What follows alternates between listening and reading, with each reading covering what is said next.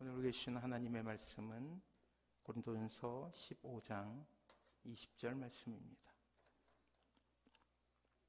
고린도전서 15장 20절 말씀, 주보를 참조하셔도 괜찮습니다.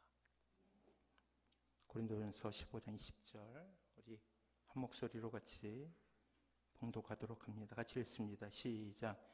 그러나 이제 그리스도께서 죽은 자 가운데서 다시 살아나사 잠자는 자들의 첫 열매가 되셨도다. 아멘. 옆에 분하고 인사 한번 할까요? 예수님께서 사셨습니다. 그래요. 오늘은 부활 주일입니다. 미국의 한 주일학교에서 초등학교 3학년 학생들이 모여 공부를 하고 있었어요.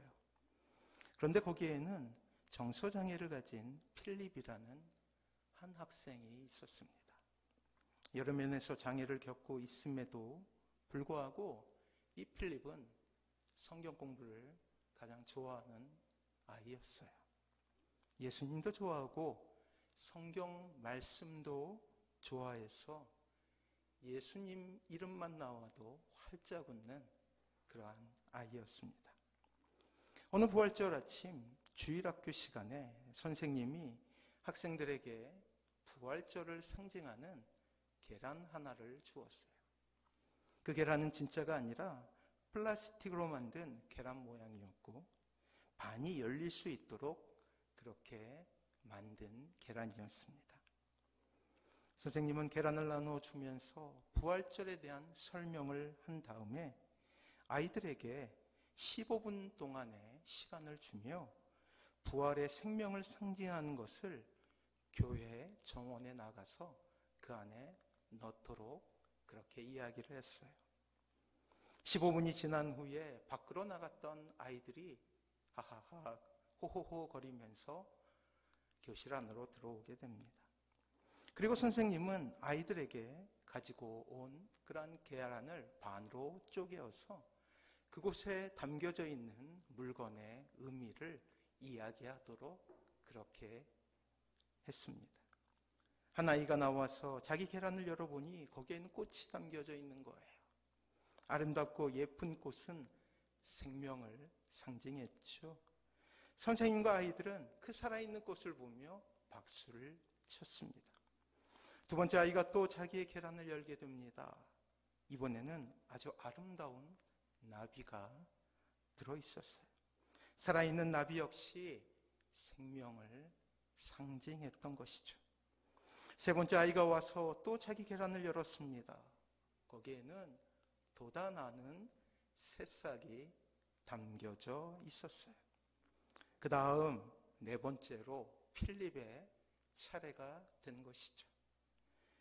정서장애를 겪고 있었던 필립이 앞에 나왔어요.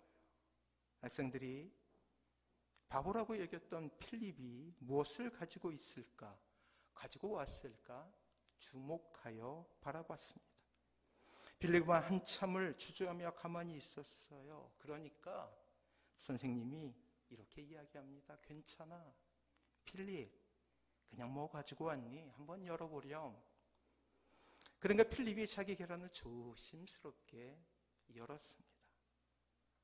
놀랍게도 그 안에는 아무것도 없었어요. 학생들이 손가락질하면서 막 웃어댑니다. 그럴 줄 알았다는 그런 모습을 가지고 비웃기 시작했어요. 그럼 그렇지, 필립은 아무것도 못 가져왔어. 그런데 잠시 후에 필립이 이렇게 말하더랍니다. 예수님의 무덤은 비었잖아요.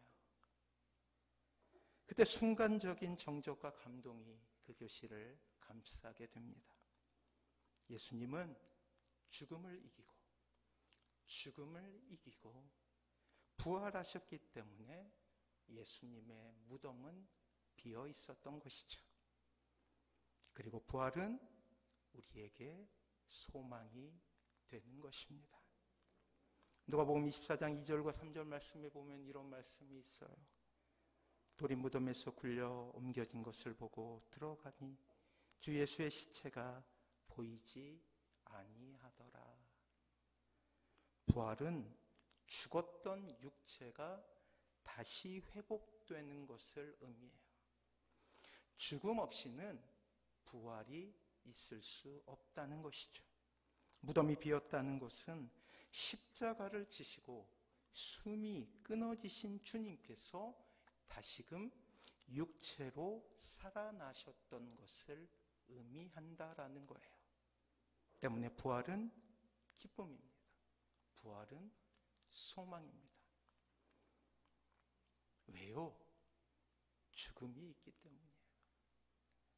하지만 현실적으로 우리는 죽음에 대해 별로 깊게 생각하지는 않죠. 물론 코로나19라는 전무후무한 전염병 가운데서 조금은 죽음이라는 것이 무슨 의미를 가지는지 잠시나마 생각할 수 있게 됩니다.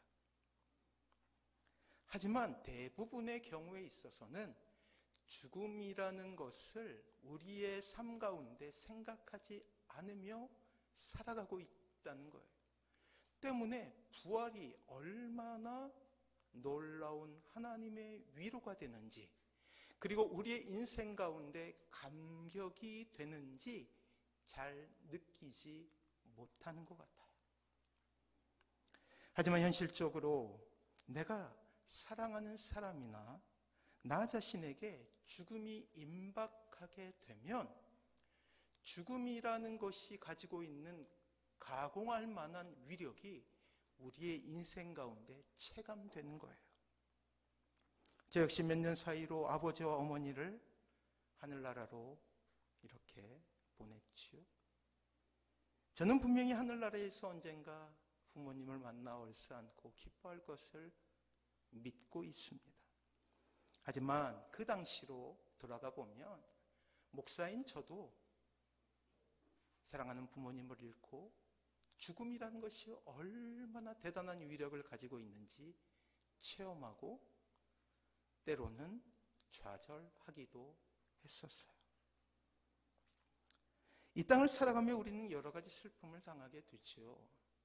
때로 시험에서 낙방했을 때 우리는 깊은 절망 가운데서 울음을 삼킬 때가 있습니다. 또 사업의 위기 가운데서 큰 실패를 경험하는 이 땅의 가장들의 모습은 참으로 우리의 마음을 울리게 되죠.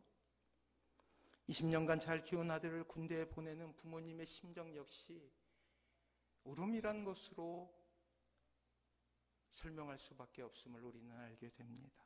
노년이 되었을 때 독거하며 지독한 외로움을 삼키며 살아가고 있는 이 땅의 많은 어르신들의 모습은 또한 우리의 마음을 아프게 하죠.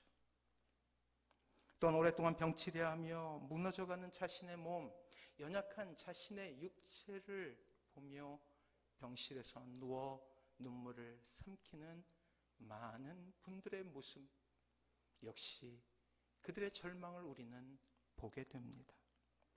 하지만 이러한 모든 슬픔 가운데서 우리를 더욱더 힘들게 하고 좌절케 하는 것은 사랑하는 이를 먼저 떠나보낼 때예요. 또한 자신의 삶 가운데 죽음이 드리워졌을 때 우리는 큰 절망을 경험하게 됩니다. 짙은 절망이 찾아오고 다시 볼 수 없다라는 단절의 고통이 우리의 삶 가운데 지독한 절망으로 나타나게 되는 것이죠. 몇 년 전 세월호 4월달이 되면 세월호가 우리의 마음속에 기억이 나죠.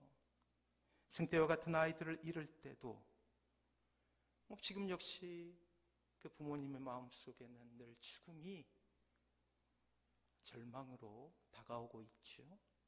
또 아까 기도할 때 말씀드렸던 대로 저 미얀마에서는 여전히 생명을 경시하는 군인들의 총탄에 의해 많은 이들이, 특히 40명이 넘는 어린아이들이 죽어가고 있음을 21세기를 살아가는 이 시대에도 그렇게 잔인무도한 일이 일어나고 있음을 우리는 매스컴을 통해서 보게 됩니다. 그리고 죽음이 얼마나 큰 슬픔을 주는지 우리는 미루어 짐작할 수 있게 되는 것이죠. 성경은 인간에게 찾아오는 모든 불행의 모습을 종합적으로 한 단어를 통해서 표현해요. 죽음이에요. 죽음. 실패, 절망, 좌절, 불안, 우울감, 공포, 여전히 우리를 힘들게 하고 있는 여러 가지 정서들이 있지만 이 모든 단어들을 한 곳에 모아서 한 단어로 표현하면 그것은 죽음인 거예요. 하나님은 인간에게 행복이라는 너무나 자연스러운 삶을 선물하며 이 땅을 창조하셨죠. 목표는 저와 여러분의 행복이에요. 하나님이 이 땅을 만드시고 그리고 인간을 창조하신 이유는 행복이라는 놀라운 하나님의 선물을 주기 위함이었어요. 그곳에 바로 에덴 동산이 있었죠. 또한 처음 사람이었던 인간 아담과 하와는 그곳에서 가장 행복한 삶, 우리가 누릴 수 있는 가장 행복한 인생을 살아갈 수 있었어요. 영원히 죽음을 보지 않고 행복한 삶을 살 수 있었던 것이죠. 그러나 우리가 잘 아는 대로 이내 문제가 생깁니다. 하나님 안에서 가장 지극한 행복을 누리던 인간이 하나님의 자리를 탐했던 거예요. 그리고 빼앗으려 했습니다. 스스로 역모, 역심을 품게 된 것이죠. 필연 인간의 역사를 보면 역모와 역심의 최후는 죽음이었어요. 들리지 않습니까? 정령 죽으리라 말씀하셨던 하나님의 음성을 말이에요. 마찬가지로 이렇게 역심을 품었던 인간에게 찾아온 것은 대를 이어서 모든 절망을 한데 모아둔 죽음이라는 가공할 만한 저주였던 거예요. 때문에 죽음이란 것은 인간이 가지고 있는 모든 불행의 이유이자 원인이 됩니다. 반대로 모든 불행을 한데 모아보면 그것은 죽음이란 단어로 설명할 수 있게 된 거예요. 모든 불행의 끝이 죽음이 되는 것은 바로 이러한 이유 때문이지요. 자, 그렇다면 다시금 우리의 인생 가운데 행복이라는 세상에서 잃어버린 이 감정과 정서를 다시금 회복할 수 있는 방법은 무엇일까요? 그래요. 그 해답은 간단하죠. 죽음이라는 모든 불행을 한데 모아둔 이 저주를 끊어내는 거예요. 육체적인 죽음뿐만 아니라 우리를 불행하게 하는 모든 이유들이 사라지고 진정한 행복을 찾는 단 한 가지 방법은 우리의 인생을 비참하게 만드는 원인인 이 죽음을 극복하는 것이죠. 이런 죽음과 불행의 문제를 해결하기 위해서 많은 사람들이 노력했죠. 철학자들은 인간의 근본이 무엇인가에 대한 사유를 통해서 극복하려 했어요. 과학자들은 과학을 발달시켜서 이 땅의 유토피아를 꿈꾸며 열심히 연구했어요. 정치를 하는 사람들은 이 땅의 바른 정치, 옳은 정치를 꿈꾸면서 이 땅에 천국과도 같은 그러한 세상이 이루어지리라 꿈꾸며 수많은 위정자들이 노력을 해왔죠. 의학자들은 의학기술을 발달시켜 인간의 죽음을 극복하고자 노력했습니다. 사랑하는 성도 여러분, 그러나 우리는 결과를 알고 있죠. 그것은 실패예요. 실패. 모든 시도는 실패로 돌아갔습니다. 지금 이 시대를 보면, 매스컴을 통해서 전해지는 뉴스를 보면 우리는 알게 되죠. 참혹한 일들이 여전히 우리 주위를 감싸고 있으며 이 땅에 벌어지고 있음을 우리는 발견하게 된다라는 거예요. 한마디로 내가 노력해서, 아니 우리가 노력해서 행복을 찾을 수 있는, 진정한 행복을 찾을 수 있는 길은 없다라는 거예요. 이렇게 실패를 인정했을 때 드디어 우리에게는 한 가지 길이 보이죠. 진정한 행복을 찾을 수 있는 길. 다시 말씀드리지만 아흔 앞고지 행복의 조건들을 소유한다 할지라도 우리의 인생 가운데 한 가지 불행이 찾아오게 되면 여전히 불행한 것이 우리의 연약한 행복의 기반 아닙니까? 99가지의 행복의 조건들을 갖추고 있어요. 하지만 정기검진을 통해서 내 몸속에 암이라는 그러한 소식을 들었을 때 우리는 여지없이 불행하게 됩니다. 몸도 건강해요. 99가지의 행복의 조건을 가지게 되었어요. 하지만 자녀의 인생 가운데 문제가 생기게 되면 그런 모습을 보면서 한없이 슬퍼하는 자기의 모습을 보게 된다는 거예요. 어느새 행복은 사라지고 내 삶 가운데는 불행밖에 없음을 보게 된다는 것이죠. 사랑하는 성도 여러분, 그렇다면 우리의 인생 가운데 불행을 주는 근본적인 이유인 이 죽음을 이기는 방법이 과연 있을까요? 한번 생각해 보세요. 놀랍게도 성경은 이렇게 이야기합니다. 있다. 우리의 인생 가운데 행복을 다시 한번 찾고 우리의 인생 가운데 다시금 놀라운 하나님의 은혜로 회복되는 그 은혜가 있다라고 성경은 이야기하고 있어요. 그렇습니다. 이미 죽음을 극복하신, 모든 불행의 원인인 죽음을 극복하신 주님을 믿는 거예요. 주님을 바라보는 거예요. 사랑하는 성도 여러분, 지금 우리의 삶이 우리를 좌절과 어둠과 절망으로 몰아넣더라도 주님께서는 놀랍게 부활과 생명으로 다가오십니다. 주님께서는 무덤 저 건너편에 놀라운 소망을 약속하실 뿐만 아니라 이 세상을 살아가는 우리에게도 동일한 생명의 은혜를 허락하신다라는 거예요. 99가지의 불행의 이유를 가지면서도 한 가지 주님을 믿음으로 행복해질 수 있는 세상의 계산으로는, 세상의 가치로는 설명할 수 없는 놀라운 소망에 대해서 이야기하고 계신다라는 거예요. 사랑하는 성도 여러분, 하나님의 구속의 역사는 장구한 인류의 역사와 궤를 같이 하고 있어요. 하나님께서는 단 한순간도 이러한 구속의 역사를 염두에 두시지 않고 그렇게 어떤 일을 하신 적이 없습니다. 하지만 불행히도 동시에 사탄이라는 이 악한 영 역시 인간의 장구한 역사와 함께 활동해 왔다라는 거예요. 그리고 대부분 우리가 경험하게 되는 모든 불행 가운데에는 이러한 사탄의 간섭이 있었어요. 사단은 끊임없이 죽음이라는 것으로 세상을 위협하고 절망을 주었습니다. 죽음 앞에 사람들 공포를 경험하게 했고 사단의 권세 아래 무너져 갔어요. 이런 절망 가운데 하나님은 너무나 오랫동안 죽음 아래 신음하고 있는 사람들에게 소망이란 단어를 선물하고자 하셨습니다.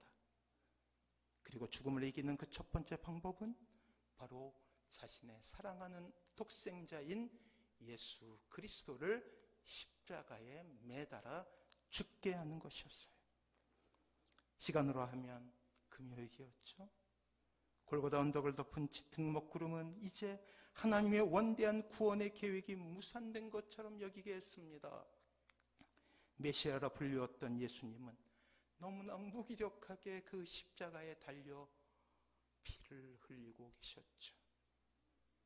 사람들이 기대했던 천군 천사도, 공생의 3년 동안 그렇게 일어났던 위대한 기적들도 그 십자가에서만은 침묵하고 있었어요. 오늘 우리는 예수님의 죽음 뒤 3일, 오늘 이 아침이죠. 그 3일을 추적하며 우리에게 주어진 부활의 의미를 잠깐 동안 생각해 보려 합니다. 사랑하는 성도 여러분, 예수님의 부활은 역사상 가장 위대하고 놀라운 사건임을 기억하시기 바랍니다. 이 역사적 사건의 주인공이신 예수님은 그의 부활의 현장에서 막달라 마리아에게 가장 먼저 나타나요. 주님을 따르는 제자들도 많고 주님의 말씀을 들었던 유력자도 많았지만 놀랍게도 주님은 업신여긴 당했던 그 막달라 마리아와 몇몇 여인들에게 먼저 나타난다라는 거예요. 예수님은 그가 죽으신 지 사흘 만에 다시 살아나실 것이라는 말씀을 제자들에게 분명히 말씀하셨음에도 불구하고 제자들은 그것을 믿지 않았습니다. 그러므로 주님이 죽으신 지 사흘이 되었지만 이 여인들 외에는 아무도 그 자리에 없었어요. 참으로 허망하지 않습니까? 하나님의 위대한 구속사적 계획은 십자가 사건을 통해 거의 실패한 것처럼 보였습니다. 주님마저 죽으셨으니까요. 주님을 따르던 많은 제자들은 흩어졌고 더 이상 그들은 주님에 대해 이야기한 것조차 꺼리고 있습니다. 주님의 초림으로 시작된 이 땅에 이루어지는 하나님의 나라는 마치 패배한 것처럼 여겨지고 있습니다. 모든 희망이 일시에 사라진 것처럼 보였다라는 거예요.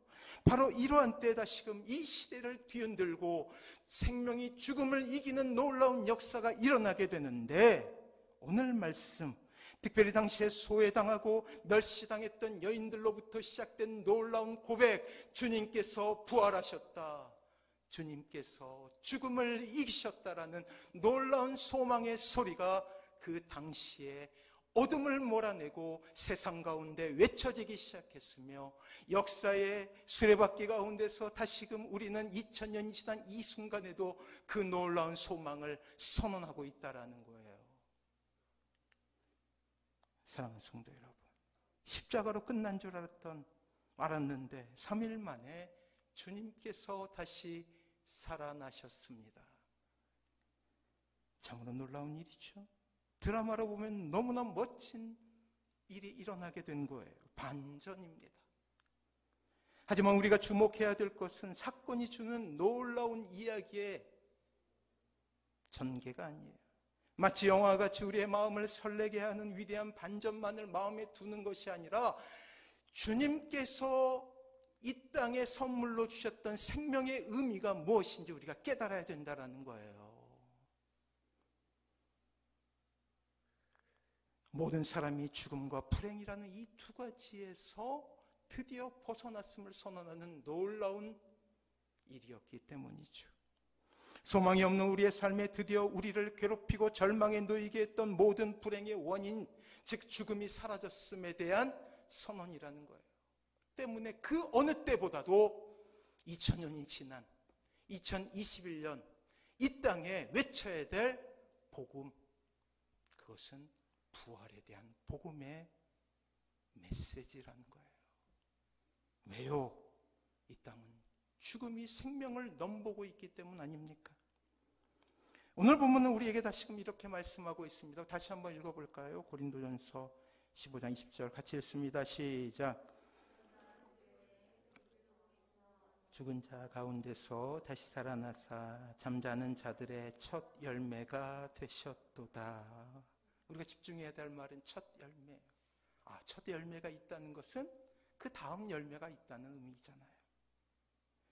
그것은 우리 역시 부활의 열매가 될 수 있다는 놀라운 선언이에요.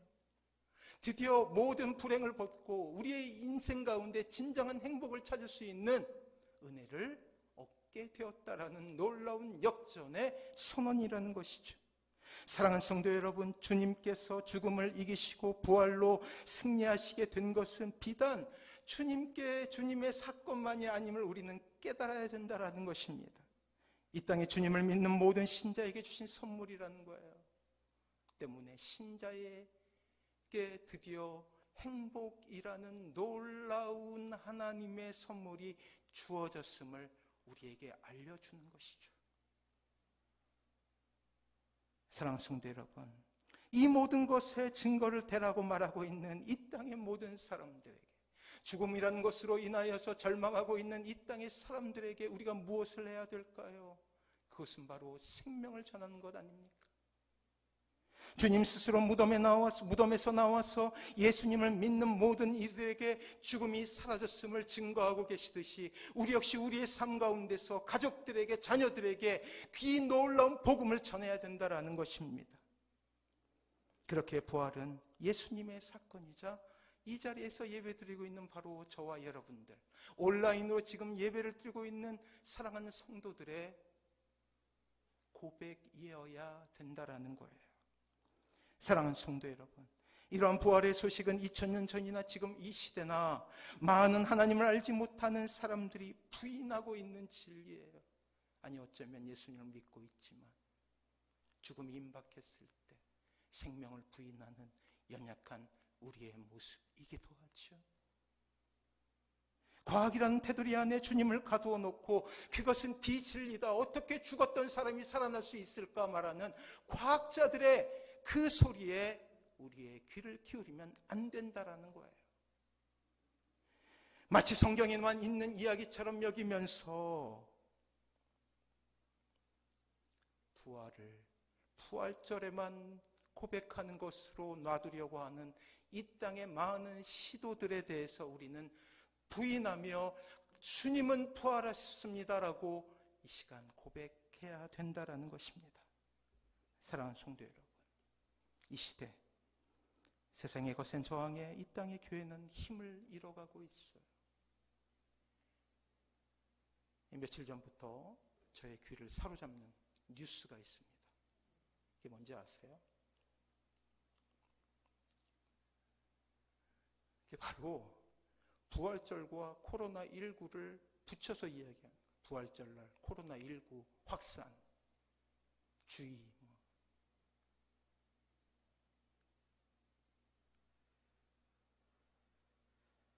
세상의 거센 저항에 이 땅의 교회는 힘을 잃어가고 있어요. 물론 교회가 잘못한 부분도 있죠. 하지만 안타까운 것은 이 땅의 교회가 더 이상 소망을, 생명을 세상에 전하는 그 에너지를 잃어버렸다라는 거예요. 여전히 이 땅의 교회의 부족함으로 예수님의 이름이 땅에 떨어지는 참담한 일들이 이 땅에 벌어지고 있습니다. 이것이 이 땅에서 공공연하게 이루어지고 있는 일이죠. 죽음이 생명을 넘보고 있음에도 불구하고 그 어느 하나 다시금 이 땅에 그리스도가 아니면 부활하신 주님이 아니고는 소망이 없다라고 자신 있게 이야기할 수 없는 시대를 우리가 살아가고 있다라는 거예요.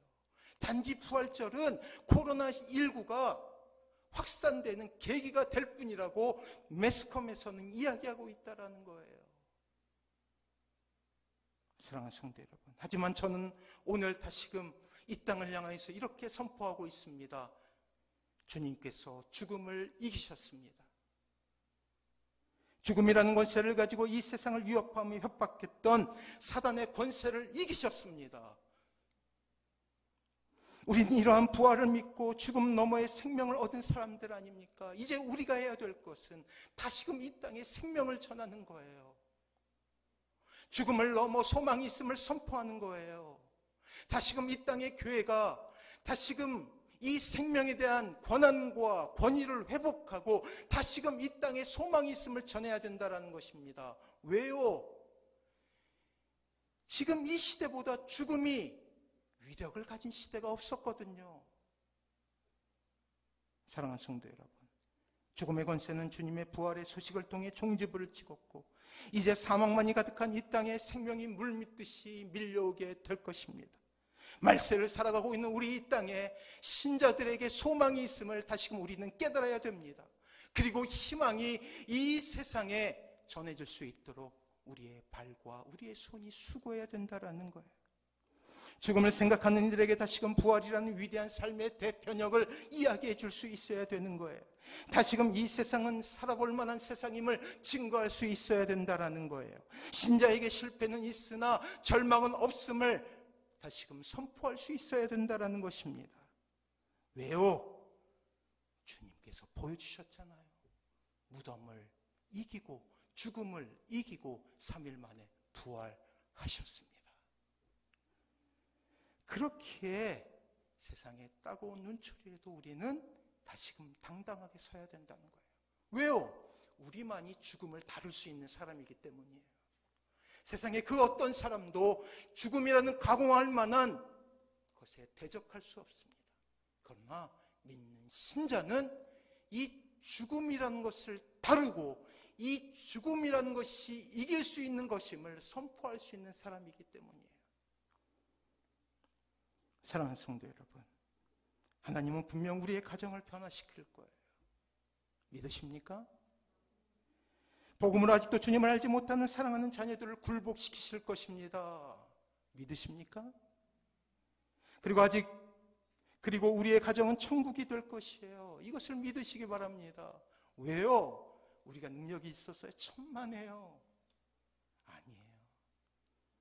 주님이 우리 안에 계시기 때문이죠. 코로나19가 죽음이라는 것을 통해 사람들을 위협하고 공포스럽게 할 때 우리는 더욱더 생명이라는 것을 붙들고 이 세상 가운데 서야 하는 이유가 여기 있는 것입니다. 사랑하는 성도 여러분, 죽음이 생명을 넘보고 있는 지금 이 시대는 그 어느 때보다도 간절한 기도가 필요할 때예요. 이 귀한 사역을 감당하십시오. 하나님 편에 서시는 그런 모습을 통해서 우리에게도 소망이 있음을 전해보십시오. 여러분들의 따뜻한 말로, 격려로, 위로로 죽음 가운데서 고난을 겪고 있는 많은 사람들에게 소망을 주십시오. 부활의 주님께서 여러분들을 통하여서 이 땅에 다시금 생명이라는 세상이 알지 못하는, 행복이라는 세상이 잃어버린 그 단어를 회복시켜 주실 것입니다. 이 은혜로 서시는 사랑하는 모든 성도님들 되시길 주님의 이름으로 축원합니다.